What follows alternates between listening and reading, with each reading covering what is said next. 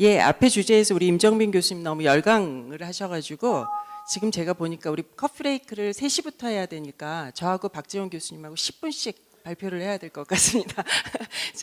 제가 15분 하면 박 교수님이 5분 하시는 것으로 그렇게 마치겠습니다. 저희 어디 갔어요? 네, 빨리 하려니까 없네요. 제가 오늘 말씀드리려는 내용은요. 지금 우리 균형발전 5개년 계획을 수립하고 있는 중간 과정의 것을 말씀을 드리려고 합니다. 그래서 오늘 말씀을 좀 들어보시고, 사실은 이게 학회 발표에 적합한가 하는 고민을 좀 했었는데요. 들어보시고 이런 내용을 문재인 정부의 농촌 정책에 꼭 담아달라라는 요청을 좀 해주시면 감사드리겠다라는 말씀을 드리겠습니다. 왜 사라졌어요?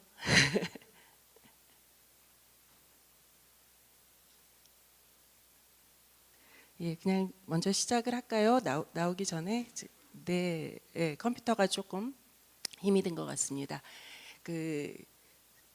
제가 이 삶의 질하고 균형 발전을 연결하는 작업을 하기 위해서 저희들이 사실은 지금 제가 말씀드리는 내용은 일부 요약을 해서 2월 1일 날 문재인 대통령께 보고를 드린 내용입니다. 그리고 그 내용을 조금 더 정책적으로 실행할 수 있도록 구체화하는 과정에 지금 있습니다. 그래서 조금 더 추가하거나 혹은 좀 빼야 될 것은 빼거나 뭐 이런 작업을 해야 하는 거고요. 오늘 드리는 말씀 뭐 전체의 내용이 아니라 굉장히 요약된 내용만 말씀드리고자 합니다. 제가 구성한 것은 3가지 덩어리 이야기로 구성을 해가지고 왔는데요. 첫 번째 이야기는 우리들 다 아는 이야기입니다. 지금 우리 농촌, 특히 이제 지방 농촌이 주류인 도시하고 비교해서 얼마나 불균형 상태에 있는가라는 이야기를 먼저 드릴 거고요. 그리고 그러나 모든 것이 불균형인 것은 아니고 새로운 기회와 도전도 또 존재하고 있다라는 말씀을 드리겠습니다. 그래서 이 문재인 정부에서 적어도 중요하게 추진해야 될 정책의 덩어리를 지금 제가 한 7가지 정도로 말씀을 드리는데 전부 다 포괄하고 있는 것은 아니고 굉장히 요약된 것이다라는 말씀을 드리겠습니다. 우리 대한민국의 한강의 기적 뭐 이런 이야기를 하면서 굉장한 경제 발전을 단기간 내에 이룬 국가라고 합니다.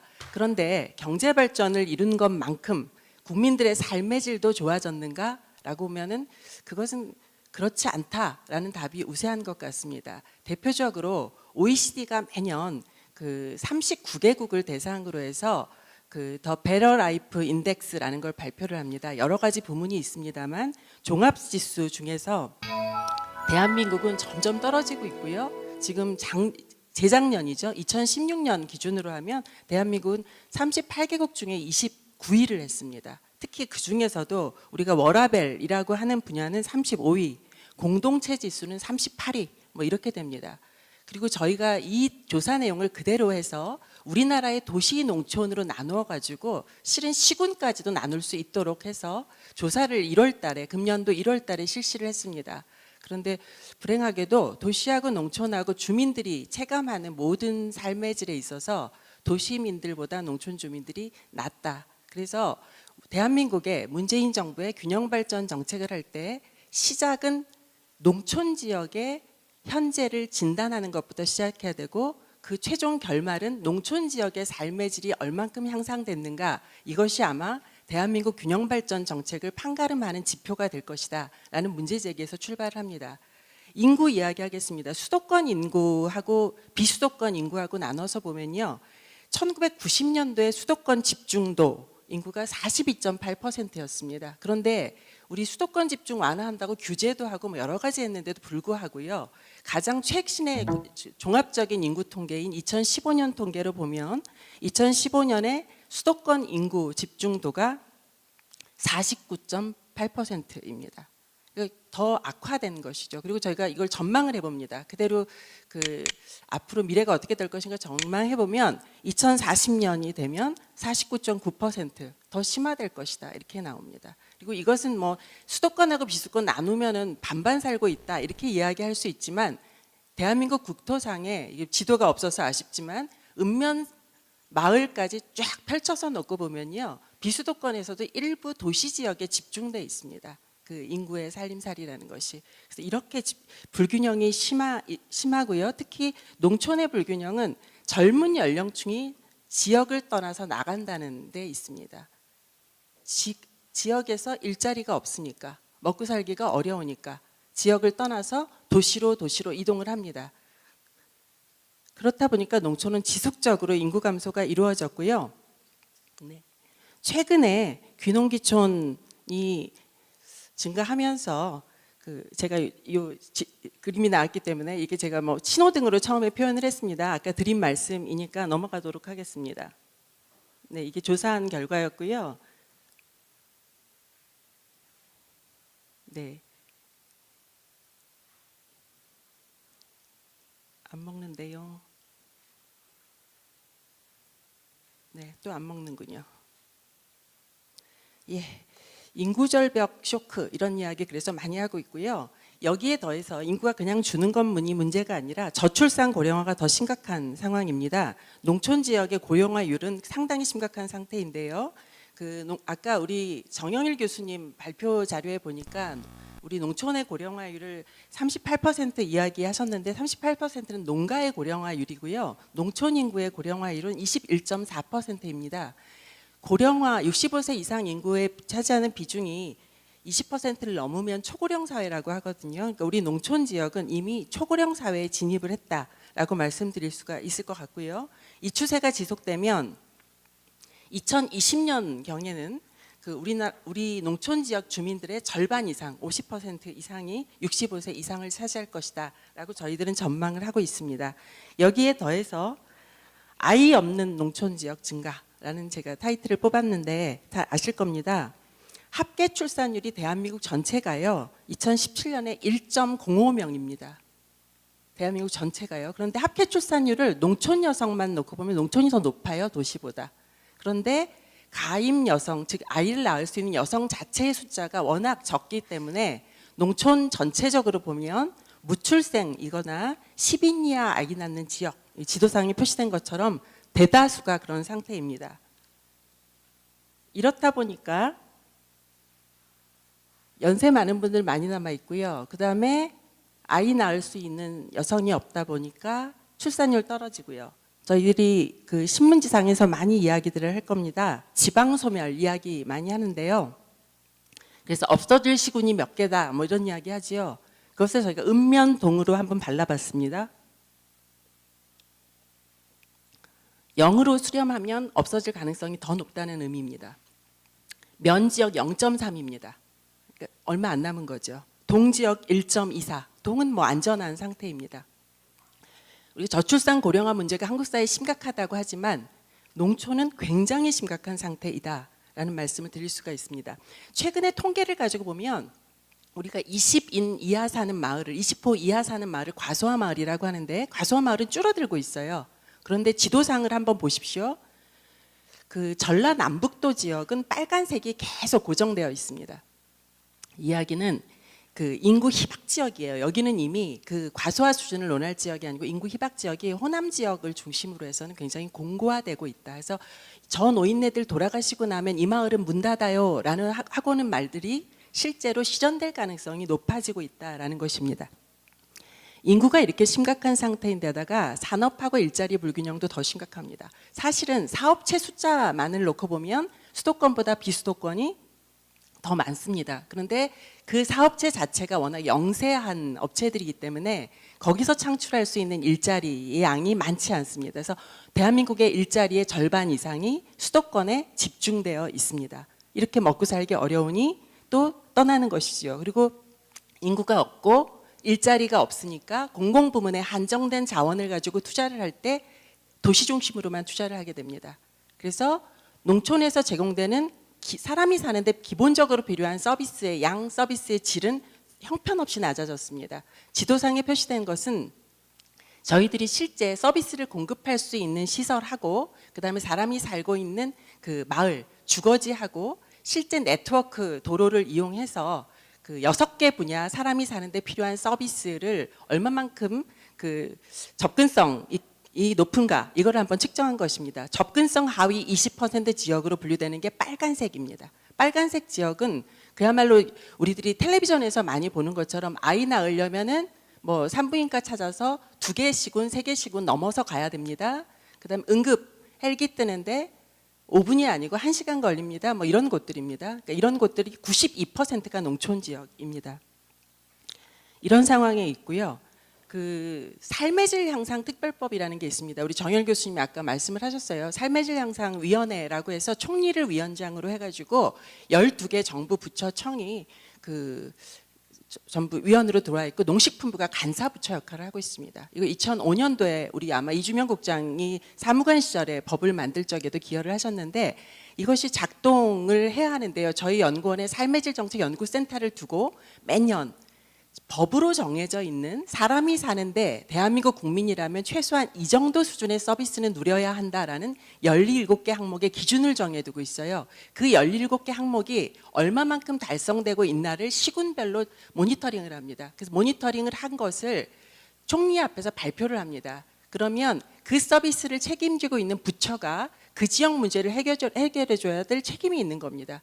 그런데 지금 이 저희들이 모니터링한 결과를 보면 대한민국 시군의 40%도 서비스 기준을 달성하지 못했다라는 겁니다. 서비스 기준은 아주 좋은 수준이 아니에요. 내셔널 미니멈 수준을 이야기하는 겁니다.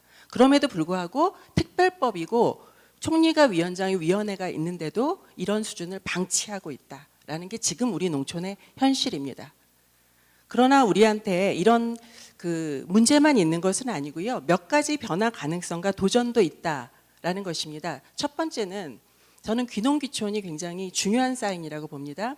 제가 이야기하는 게 많아지고 넓어지고 젊어지는 귀농귀촌, 이걸 트렌드를 제가 표현을 합니다. 아마 오늘 오전에도 그 이주명 국장님이 아마 통계청하고 같이 작년도 결과에 대해서 브리핑을 하고 오셨다는 이야기를 좀 전에 들었습니다. 이거는 제가 작년도 상황이라 그 전같이 상황인데요. 이 추세가 이어지고 있다는 확인은 받았습니다. 숫자적으로 이제 50만 시대를 돌파했습니다. 몇 년째 50만 시대를 돌파했고요. 그 다음에 그 예전에는 귀농귀촌하는 목적지가 수도권 주변이었어요. 그런데 지도상에 보시는 것처럼 전국적으로 확산되고 있고요. 나가는 인구, 들어가는 인구 플러스 마이너스해서 인구가 순 증가하는 시군도 보시는 것처럼 많아지고 있습니다. 그러니까 전반적으로 국가 전체는 인구가 줄어든다고 하지만 몇몇 농촌 지역에서는 이런 추세가 나타난다. 물론 이 시군 안에 들어가면 그게 소수의 읍소재지 중심으로 모여드는 것이 이제 우리가 좀 풀어내야 될 일들이긴 합니다. 그리고 더 좀 우리한테 고무적인 것은 40대 이하 귀농귀촌인이 50%를 넘는다라는 겁니다. 은퇴를 해서 뭐 그냥 낙향의 의미로 농촌으로 가는 것이 아니라요. 농촌에서 뭔가 새로운 기회, 새로운 도전을 하려는 젊은이들이 많아지고 있다. 이렇게 볼 수 있다는 이야기입니다. 여기에 더해서 OECD에서 이런 말을 하죠. 그 뭐 뒷페이지도 있습니다만 뉴 루럴 이코노미 이런 이야기를 합니다. 이야기는 뭐냐면 실제 계산을 해보면 그 생산성이라는 것은 낙후 지역 혹은 그 농촌 지역에서 훨씬 높더라라는 이야기입니다. 제가 실제로 작업을 한번 해봤어요. 우리나라도 마찬가지입니다. 사업체도 훨씬, 일자리도 훨씬 수도권에 집중되어 있지만 실은 생산성은 비수도권이 더 높다라는 것입니다. 여기에 더해서 일종의 저는 이걸 농촌형 경제, 새로운 산업 생태계 이렇게 이야기를 합니다. 농업농촌의 자원을 이용한 혹은 기존의 주류의 그 산업조직과는 다른 형태의 새로운 경제 조직들이 생겨나고 그것이 지역 경제를 활성화하는 그 성장 동인으로 작동을 하더라라는 것입니다.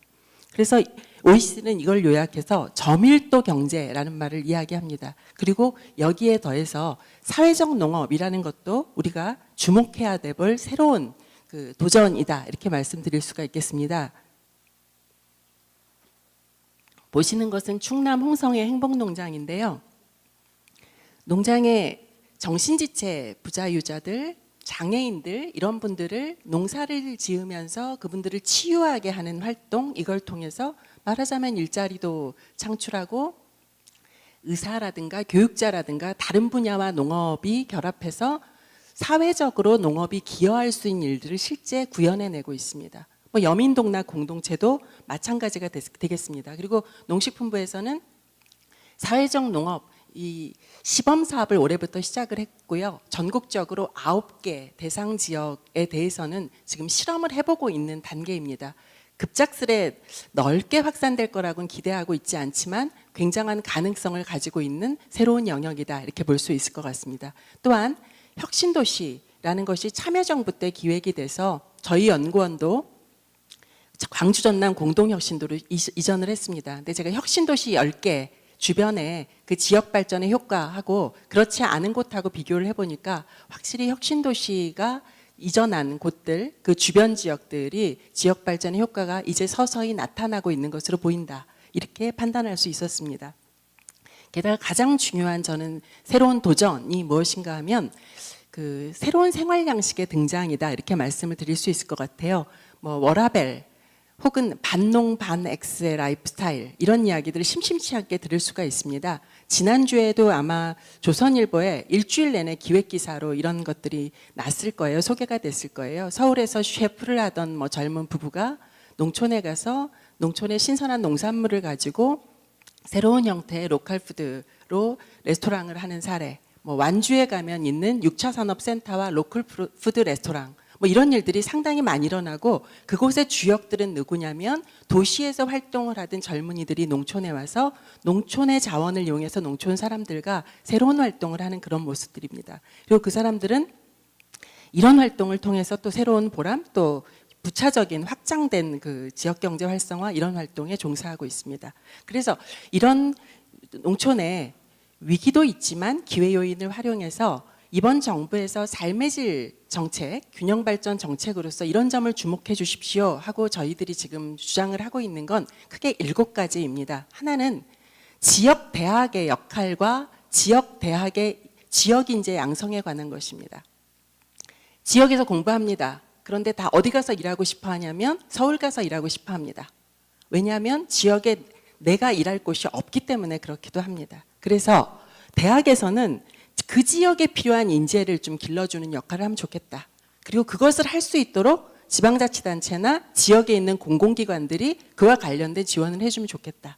그래서 그 지역의 청년들이 다양한 일자리에서 지역을 무대로 활동할 수 있는 기반을 만들어주도록 중앙정부도 그에 필요한 프로그램과 제도를 만들자라는 제안입니다. 어느 청년이 저한테 그런 이야기를 하더라고요. 청년과 농촌은 닮아 있습니다. 2가지 면에서 그렇습니다. 첫째, 청년은 기성세대로부터 소외당했습니다. 농촌도 도시로부터 소외당했습니다. 같이 소외당했다는 뜻면서 청년과 농촌이 닮아 있습니다. 2번째, 그러나 대한민국의 미래를 책임질 것은 그래도 청년이고 농촌입니다라는 이야기를 해요. 그래서 저는 정말 지역의 청년들이 그 지역을 위해서 일할 수 있는 여건을 만들어주는 게 가장 중요한 지역정책, 균형발전 정책의 출발이다, 이렇게 생각을 하고 있습니다. 2번째는 저희들이 참여정부 했던 사업들을 복원을 해냈습니다. 신활력 플러스입니다. 참여정부 때는 신활력 사업을 했습니다. 이것은 뭐냐면 지역의 혁신주체를 양성해서 그 사람들이 그 지역의 자원을 이용해서 지역을 바꿔보자라는 것입니다. 그리고 우리들은 이것에 대해서 지역과 중앙정부가 일방적으로 지원하고 선정하는 관계가 아니라 계획협약제도, 계획계약제도를 활용하고자 합니다. 이 사업으로는 모든 것을 다 할 수 있도록 허용할 생각입니다. 그래서 지금 프로세스가 진행 중에 있습니다. 이것은. 그 다음에는 다시 돌아오는 농촌인데요. 귀농귀촌 정책을 전면 좀 재편하자.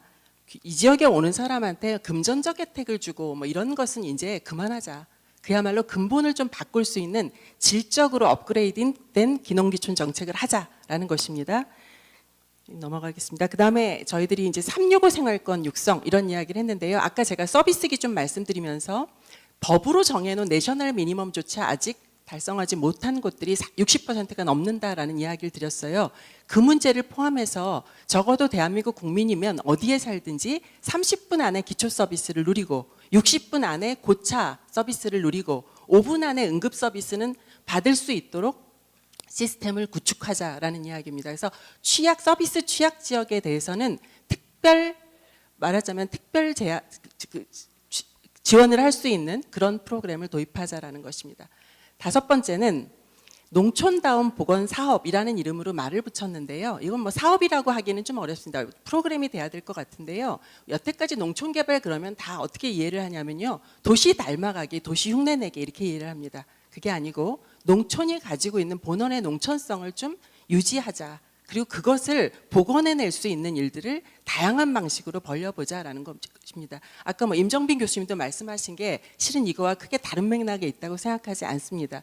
이렇게 돼야만 국민들이 농업농촌에 대한 가치 이것을 인정합니다. 그리고 농업농촌이 유지될 수 있다. 이게 근본이다. 그런데 우리가 여태까지는 근본에 너무 눈을 감고 있었다라는 것입니다. 그런데 이것이 조성된 다음에는 국민들이 이것을 인식할 수 있는, 즐겁게 인식할 수 있는 기회를 다양한 방식으로 우리가 제공하자라는 것입니다. 그래서 이거는 농식품부만 할 수 있는 게 아니라 문화부라든가 교육부라든가 다양한 영역하고 결합을 해서 국민들이 다양하게 농업농촌의 가치를 인식할 수 있는 프로그램, 기회를 만들자라는 것입니다.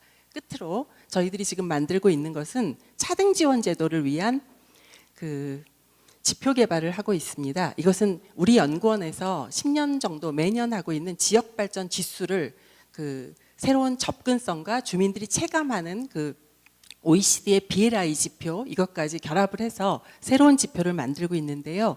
이 지표들을 가지고 지역을 좀 그룹을 나누어서요. 중앙정부가 사업 단위로 사업을 지원하는 형태가 아니라 포괄적으로 그 지역의 수준에 맞게 지역이 할 수 있는 일을 할 수 있도록 그런 기회를 제공하려고 이런 작업을 지금 진행 중에 있습니다. 이런 정도가 제가 균형발전정책 5개년 계획에 담고 싶어하는 농촌의 이야기였고요.